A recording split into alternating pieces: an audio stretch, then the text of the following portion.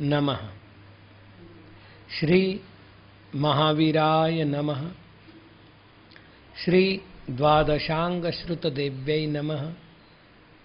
आचार्य श्री आदि सागर महावीर कीर्ति सन्मति सागर गुरुभ्यो नमो नमः। परमपैवड्डमदिं परमेट्टीनं करोमि नवकारं सगपरसिद्धिनिमित्तं कल्याणालोयणावोच्छे।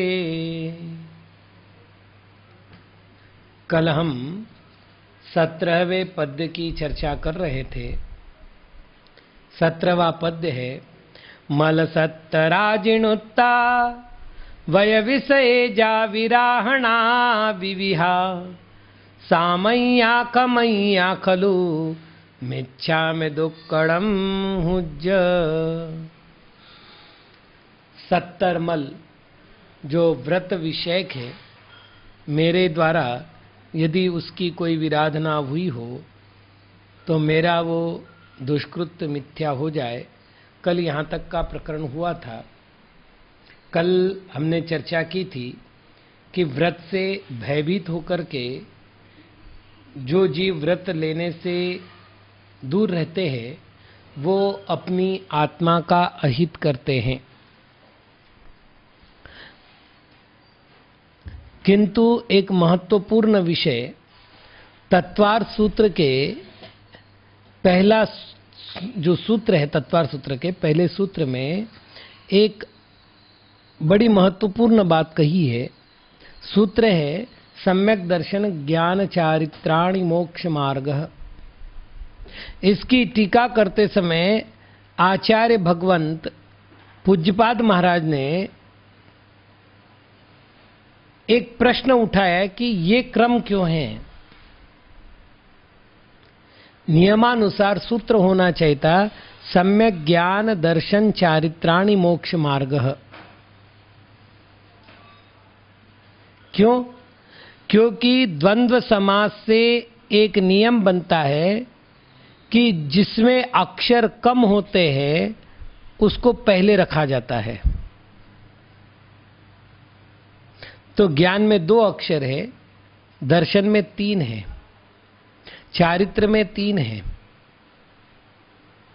तो उन्होंने कहा नहीं, सम्यक्त्व के बिना ज्ञान सम्यक ज्ञान नहीं होता, इसलिए हमें दर्शन के बाद ज्ञान रखना पड़ा। क्योंकि दर्शन पूज्य है। एक सूत्र आता है संस्कृत व्याकरण में अर्हत्वाच्च, जो अर्हत है, अर है अर्थात पूज्य है, उसको पहले रखना चाहिए। तो सम्यक दर्शन पूज्य है। पहला सूत्र था अल्पाच तरत्वात्, जिसमें अल्प अच हो, स्वर कम हो, उसे पहले रखना चाहिए। और दूसरा उसका विरोधी सूत्र है अर्हत्वाच्च, अर्हत होने से, पूज्य होने से। तो उन्होंने कहा कि सम्यक दर्शन कारण है और सम्यक ज्ञान कार्य है। कार्य के पहले कारण होता है, हमने इसलिए सम्यक दर्शन को पहले रखा, ज्ञान को बाद में रखा। बोले भाई आप ज्ञान और चारित्र के बारे में भी तो बताओ। तो कहे ज्ञान कारण है और चारित्र कार्य है। ज्ञान के अभाव में किया गया चारित्र अचारित्र है। इसका अर्थ ये नहीं कि हमको पंडित बनना है और उसके बाद व्रत पालन करने हैं। इसका सामान्य अर्थ है हम जिन व्रतों को ले रहे हैं उसकी सारी सूक्ष्म बातें हमें पता चल जाए, उसके पालन की विधि, उसके पालन के सारे जो भी अपवाद स्वरूप प्रमाण हो वो सारे, ये सब जब तक बात ज्ञात नहीं हो तब तक व्रत धारण करने के अनेक दुष्परिणाम हैं। क्योंकि जिनेंद्र भगवान की साक्षी से व्रत ले रहे हैं और व्रत टूट रहा है।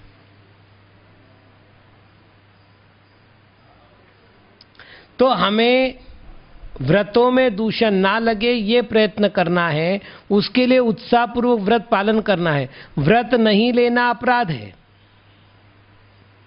और व्रत को लेकर के दूषण लगाना भी अपराध है। इन दोनों अपराधों से बचना चाहिए। और एक बिल्कुल सीधा सा विषय है। चूल्हे में अग्नि नहीं होगी, हाथ नहीं जलेंगे तो ठीक है, लेकिन रोटी भी नहीं सिकेगी। तो जीवन में व्रत नहीं होगा तो दोष नहीं लगेंगे, मतलब व्रतों में लगने वाले दोष कह रहा हूं, बाकी दोष नहीं कह रहा हूं मैं, यहां तक तो ठीक है। लेकिन जो शुद्धि होनी चाहिए, जो निर्जरा होनी चाहिए, वो नहीं हो पाएगी। अतः व्रतों से दूर नहीं होना है, व्रतों को धारण करके उसमें लगने वाले अतिचारों को दूर करने का प्रयत्न करना है। कल हमने सम्यक दर्शन सहित 14 भेद किए थे। सम्यक दर्शन 1, 5 अणुव्रत, 3 गुणव्रत, 4 शिक्षा व्रत, 1 संलेखना। तो ऐसे 14 भेद किए, एक एक के 5-5 अतिचार कहे, तो कुल मिलाकर 70 अतिचार हुए।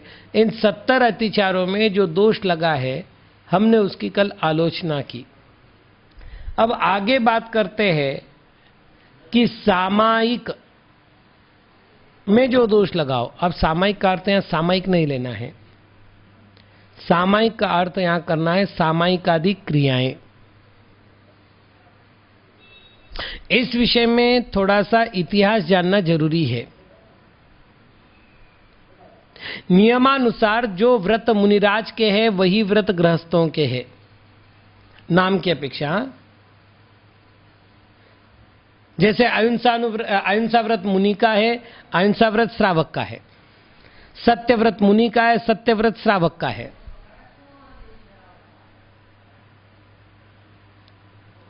अंतर क्या है? मुनि 9 कोटि से पापों का त्याग करके व्रत का पालन कर रहे हैं, और श्रावक अपनी शक्ति प्रमाण कोटि से व्रतों का एक देश पालन कर रहे हैं।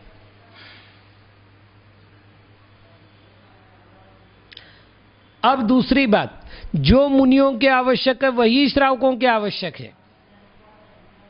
तो मुनियों के जो आवश्यक है, सामायिक स्तुति, वंदना, प्रतिक्रमण, प्रत्याख्यान और कायोत्सर्ग, वस्तुतः श्रावकों के भी यही 6 आवश्यक है। और लगभग 9वीं शताब्दी तक के ग्रंथों में कोई अंतर नहीं किया गया श्रावक और साधुओं के आवश्यकों में। एक गाथा दी जाती है कुंद महाराज के रहनसार की, कि दानम पूया मुखम सावय धम्मोण सावया तेन विना झाणा जैन मुखम जदि धम्मे तम विना तम न तहा सोही। लेकिन यहां आवश्यकों की कोई चर्चा नहीं। उन्होंने कहा श्रावक धर्म में वो 2 मुख्य है, साधु धर्म में ये 2 मुख्य है।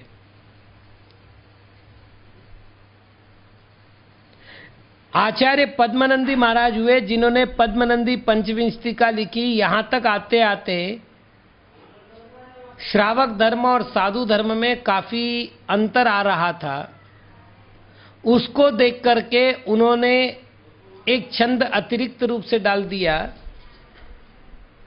कि भाई श्रावक के आवश्यक हम भिन्न रखते हैं, साधुओं के आवश्यक हम भिन्न रखते हैं। साधुओं के आवश्यकों में तो कोई मतलब कोई परिवर्तन नहीं हुआ। श्रावकों के 6 की 6 आवश्यक परिवर्तित करके लिखे गए, और वो श्लोक आया, देव पूजा गुरु उपास्ति स्वाध्याय संयमस्तपः दानम चेति गृहस्थानाम षट्कर्माणि दिने दिने।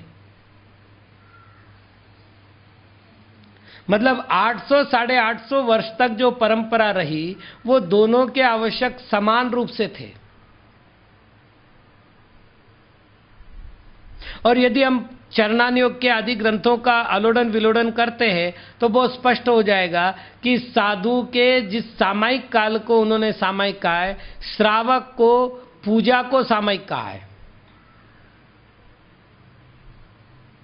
और यदि इसकी गंभीरता देखनी हो आपको तो आप देख लीजिएगा कि कर्नाटक आदि दक्षिण भारतीय प्रांतों में जहां जहां भी बृहद सकलीकरण होता है वहां पहले सामायिक संध्या आदि संपूर्ण क्रियाएं होती है। मुनिराज सामायिक में चैत्य भक्ति और पंचगुरु भक्ति पढ़ते हैं, और आप कहते हैं चैत्य भक्ति आलोचन चाहूं कायोत्सर्ग करूं सुखकार।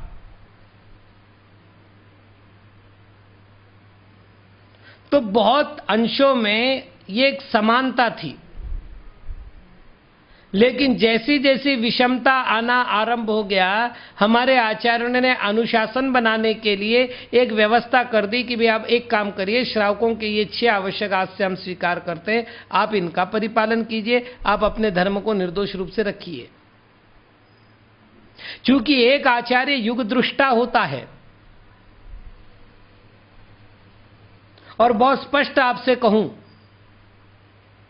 तो जितने सर्वज्ञ भगवान के पास अधिकार है, श्रुत ज्ञान विषयक उतने अधिकार आचार्य परमेष्ठी के पास है।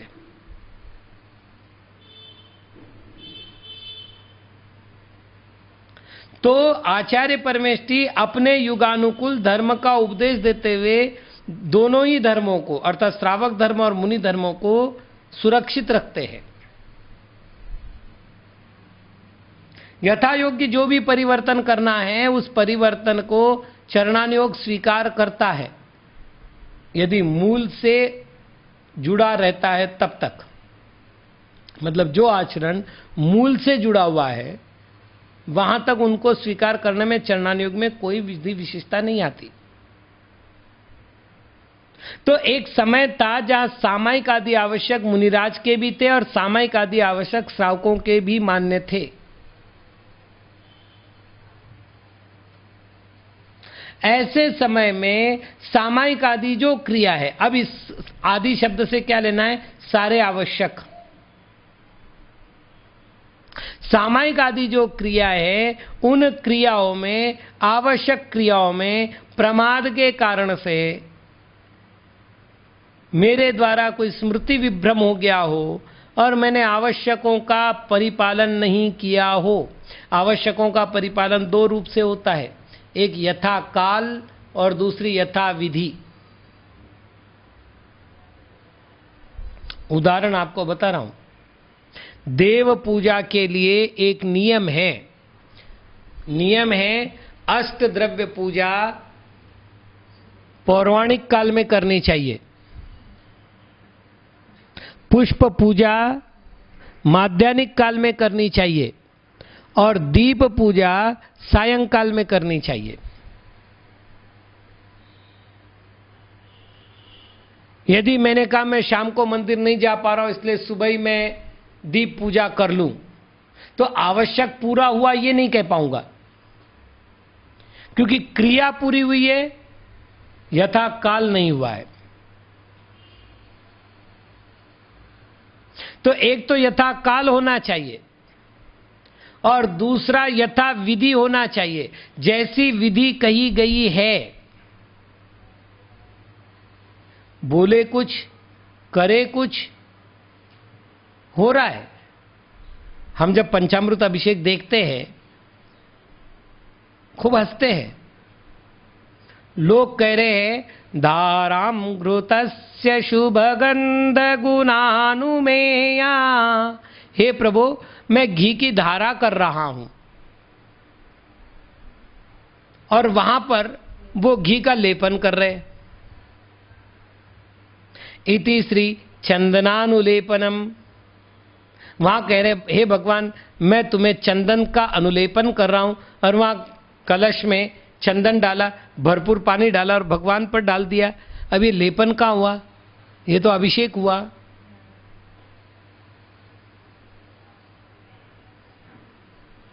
विधि नहीं हुई।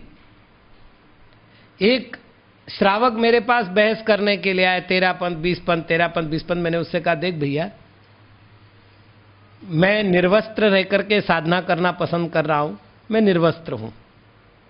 तू सवस्त्र रह करके साधना करना पसंद कर रहा है, तू सवस्त्र है। मैं तुझे नहीं बोल रहा हूं कि तू सवस्त्र क्यों है, तू मुझे नहीं बोल रहा है कि आप निर्वस्त्र क्यों है। तो तेरी जैसी इच्छा हो तू पालन कर, जैसा दूसरा कर रहा है उसको कर। मेरे को तो आगम बताओ। ठीक है भैया, अब आगम ही बताओ। तो मैंने कहा कि एक काम कर, तू मंगल आरती का पद्य बोल। तो उसने बोला दद्युज्ज्वलाक्षत मनोहर पुष्पदीपै पात्रार्पितं प्रतिदिनं महतादरेण त्रैलोक्य मंगल सुखालय कामदाह मारार्तिकम तव विभोरवतारयामि। मैंने कहा क्या अर्थ हुआ? दधी अर्थात दही, उज्जवल अक्षत, मनोहर पुष्प और दीप। वापिस देखो आप, दध्युज्वलाक्षत मनोहर पुष्प दीपई, 4 चीजें हो गई ना। पात्रार्पितम, मैंने पात्र में अर्पित किया है, रखा है।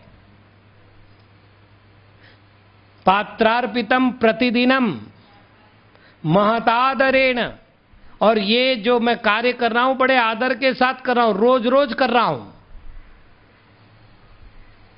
त्रैलोक्य मंगल, ये जिनेंद्र भगवान का विशेषण है, संबोधन है। हे त्रैलोक्य मंगल, सुखालय, सुख के आलय, सुख के स्थान, कामदाह, काम को जलाने वाले, आरार्तिकम विभो तव अवतारयामि, हे प्रभु इस आरती को मैं तेरे सामने अवतरण करता हूं। मैंने कहा भैया आमना की बात छोड़, तू दधी, उज्जवल अक्षत, मनोहर पुष्प और दीप थाली में रख करके आरती करता है क्या? बोले इसमें हिंसा होती है। मैंने कहा तो ये श्लोक गलत है क्या? यथा विधि, विधि में आपके तर्क नहीं चलेंगे क्योंकि विधि सर्वज्ञ प्रणीत है। तो यथा विधि हो, यथा काल हो,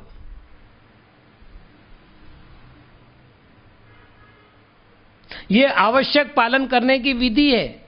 लेकिन हे प्रभु, मुझ प्रमादी ने आलस्य के वशीभूत होकर के यदि इन सामायिक आदि क्रियाओं का, इन सामायिक आदि आवश्यकों का परिपालन यथा योग्य नहीं किया हो, अर्थात जितनी देर करनी है उतनी देर नहीं किया हो, जिस विधि से करनी उस विधि से नहीं किया हो, तो प्रभु मैं उसकी आलोचना करने के लिए आपके श्री चरणों में तत्पर हुआ हूं, क्योंकि मेरे से अपराध तो हो ही गया। और अंत में कह रहे खमय्या, क्षमादिक धर्म। यहां 10 धर्मों को क्षमादिक धर्म कहा है। क्षमा, मार्दव, आर्जव, शौच, सत्य, संयम, तप, त्याग, आकिंचन और ब्रह्मचर्य। इसके क्रम वगैरह की चर्चा हम कभी और करेंगे। इसके बारे में विशेष जानकारियां हम कभी और प्राप्त करेंगे। एक सर्वपरिचित विषय जैनों के लिए, हे प्रभु इनका परिपालन करने में मेरे द्वारा कोई दोष लगा हो, आ जाता है। मैं चाहता हूं मुझ में कषाय ना जागे, लेकिन क्षमा धर्म की जगह मैं क्रोध को अंगीकार करता हूं। मार्दव स्थान धर्म के स्थान पर मैं अहंकार को अंगीकार करता हूं। इस प्रकार मैं 10 धर्मों के परिपालन में जो दोष कर चुका हूं, हे प्रभु मेरे वो सारे दोष मिथ्या हो जाए। ये 17वें पद्य संबंधित आलोचना है। आगे 18वें पद्य की हम चर्चा करते हैं। फल फुल्ल छल्ली वल्ली अणगल नाणम च दोवणादीहिम जे जे विराहि दाखलु मिच्छा में दुक्कड़म हुज्ज। फल बिल्कुल सरल शब्द है। फल, फुल्ल, फूल, छल्ली, छाल, वल्ली, लता, अणगल, अगालित जल से नानम स्नान, च और धोवणादिहिम धोना आदि करने से, जे जे जो जो जीव विराहिया विरादित हुए, में मेरा व दुक्कड़म दुष्कृत्य मिच्छा मिथ्या हुज्ज होवे। सबसे ज्यादा कार्य गृहस्थों को वनस्पति से पड़ता है। इसलिए पहले वनस्पति का प्रकरण हो चुका है, फिर भी यहां पर विशेष रूप से वनस्पति का वर्णन कर रहे हैं। वनस्पति का प्रयोग करने के लिए हमारी कई सारी व्यवस्थाएं हैं। पूजन के लिए, दान के लिए और भोजन के लिए। गृहस्थ फलों का उपयोग करता है। पुष्पों के कार्य को फल कहते हैं। फूल पूजन के लिए, श्रृंगार के लिए और अलंकरण के लिए। अब यहां श्रृंगार और अलंकरण, ये दो बातें मैं जानबूझ करके अलग अलग कर रहा हूं, क्योंकि दक्षिण भारत में जिन प्रतिमा, जिनालय का अलंकरण होता है, श्रृंगार नहीं होता। यदि कोई सुगंध दशमी के दिन श्रवण बेलगोला गया हो तो पूरा मंदिर फूलों से अलंकृत किया जाता है। इतना विशाल मंदिर है वो 24 तीर्थंकर का, भंडार बसदी, पूरा मंदिर व्यवस्थित सजाया जाता है फूलों से। ये तमिलनाडु प्रांत में जब जब भी कोई रथ यात्रा आदि का आयोजन होगा, पूरे रथ को और जिन प्रतिमा के अगल बगल के पूरे स्थान को पुष्प से अलंकृत किया जाएगा। तो श्रृंगार भोगों का साधन है, अलंकरण धर्म का साधन है, और चढ़ाना वगैरह जो है वो चौथा द्रव्य पूजन का, अष्टद्रव्य में से। तो फल के कारण को फूल कहते हैं। ये फूल, फिर छल्ली, छाल, जिसको वलकल कहते हैं। श्रावक को इसके भी कई काम पड़ते हैं, जैसे औषधि प्रयोग के लिए आवश्यकता पड़ती है। भगवान के अभिषेक में जहाँ कंकेली, पल्लव वगैरह कषाय रस का अभिषेक होता है, लोगों को ये मालूम है केवल पंचामृत अभिषेक होता है, किंतु आपको ये जानकारी दूं, 200 से अधिक द्रव्यों से भगवान का अभिषेक होना चाहिए। ये बात अलग है कि हम नहीं कर पा रहे हैं। इनके अलग अलग मंत्र मिलते, इनकी अलग अलग व्यवस्थाएं मिलती है, इनके अलग अलग प्रयोजन है। दूध, दही, घी आदि द्रव्यों का अभिषेक करने के बाद कषाय रस का अभिषेक करने पर कभी भी मूर्ति पर जीवाणु उत्पन्न नहीं हो सकते। ये विज्ञान जैनाचार्यों को पता था। जिन लोगों को अभिषेक का विरोध करना है उन्होंने किया होगा, ये बात अलग है। उन्होंने अपूरी परंपराएं देखी और अधूरी परंपराओं को देख करके उन्होंने पूरी परंपरा को कलंकित कर दिया। जैनाचार्यों की व्यवस्था इतनी सूक्ष्मदर्शी व्यवस्था है कि उसमें दोष होने का तो प्रश्न ही नहीं उठता। आपको एक बात बता रहा हूं, पन्नालाल जी सोनी नाम के एक बड़े विद्वान हुए। उन्होंने अभिषेक पाठ संग्रह नाम के ग्रंथ का संपादन किया। उसमें 18 ग्रंथकर्ताओं के द्वारा लिखे हुए पंचामृत अभिषेक का पूरा डिटेल वर्णन है। जिन लोगों को उसकी प्रति चाहिए, आप व्यवस्थापक से बोल दीजिएगा, आपके व्हाट्सएप पर पहुंच जाएगी। 18 अभिषेक पाठ है, और उस अभिषेक पाठ में जब आप अंदर तक जाएंगे, देखेंगे एक एक शब्द का अर्थ क्या निकलता है, तो आपको आश्चर्य होगा कि आप जिस मान्यता को लेकर बैठे, चाहे वो मान्यता लेने वाले 13 पंथी हो या 20 पंथी हो, दोनों भी अपनी आमनाएं को समझने में और समझाने में असक्षम हो रहे हैं। उन्होंने देखा ही नहीं कि हमारे यहां पर अभिषेक विधि में लिखा क्या है। तो कषाय का मूल रूप से प्रयोग वहां होता है। दूसरा एक और प्रयोग होता है, वो है जब जिनेंद्र प्रतिमा की प्रतिष्ठा होती है, तो गर्भ कल्याणक से पूर्व जिनेंद्र भगवान की एक क्रिया होती है जिसे कहते आकार शुद्धि क्रिया।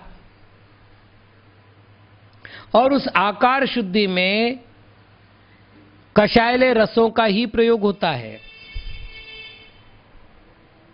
इतना ही नहीं, जब जन्माभिषेक होता है तो पल्लवाभिषेक यानी पत्राभिषेक, फलाभिषेक, रसाभिषेक आदि कई प्रकार के अभिषेक, उसमें कषायाभिषेक भी एक तो छाल निकाल करके उस छाल का काढ़ा बनाया जाता है। तो औषधि के रूप में भी, जिनेंद्र प्रतिमा के अभिषेक के लिए भी, और कई बार जिनेंद्र प्रतिमा के मार्जन के लिए भी। यदि प्रतिमा काल की अवधि के कारण से कहीं दूषित हो रही हो, मलिन हो रही हो, तो उनको स्वच्छ करने के लिए, खास तौर से धातु प्रतिमाओं के लिए, इन रसों का बहुत ज्यादा प्रयोग किया जाता है। आगे है लता। बेल को लता कहते हैं। लता का प्रयोग देखिए श्रृंगार के लिए भी होता है, मतलब ग्रह श्रृंगार, व्यक्ति श्रृंगार नहीं, ग्रह श्रृंगार। आमतौर पर घरों के ऐसे अगल बगल में लताएं लगा देते हैं सजाने के लिए, विविध आकृतियां देते हैं। दूसरी एक बात बताऊं, जिन दिनों में एसी नहीं थे, कूलर नहीं थे, पंखे नहीं थे, उन दिनों में लताओं को पूरे छत पर फैला दिया जाता। लता तो आधार चाहती है, पूरे छत पर फैला दिया जाता था, और उस फैलने के कारण से जो भूमि तल होता था, नीचे के घर होते थे, वो सारे ठंडे होते थे। तो जिसके लिए आज आप एसी लगा रहे हैं, अर्थात तापमान कम करने के लिए, उसके लिए भी लता का प्रयोग होता था। तो फल, फूल, छल्ली, वल्ली अर्थात लता, इनके अतिरिक्त जल के भी कई उपयोग है। लेकिन हे प्रभु, अज्ञानवश मैंने जल के प्रयोग की विधि जो आपने बताई उसका अनुसरण नहीं किया। अगालित जल से स्नान किया, और केवल स्नान नहीं, यहां पर एक शब्द आया धोवणादियम, धोवणादिहिम। तो धोवण का अर्थ बर्तन धोना, कपड़े धोना लेना है, और आदि शब्द से सभी बातें आ गई। जितने कार्यों में आप पानी का प्रयोग करते हैं, लोग केवल छानकर पानी पीने की चर्चा कर रहे हैं। यहां इतनी सी चर्चा आचार्यों को इष्ट नहीं है।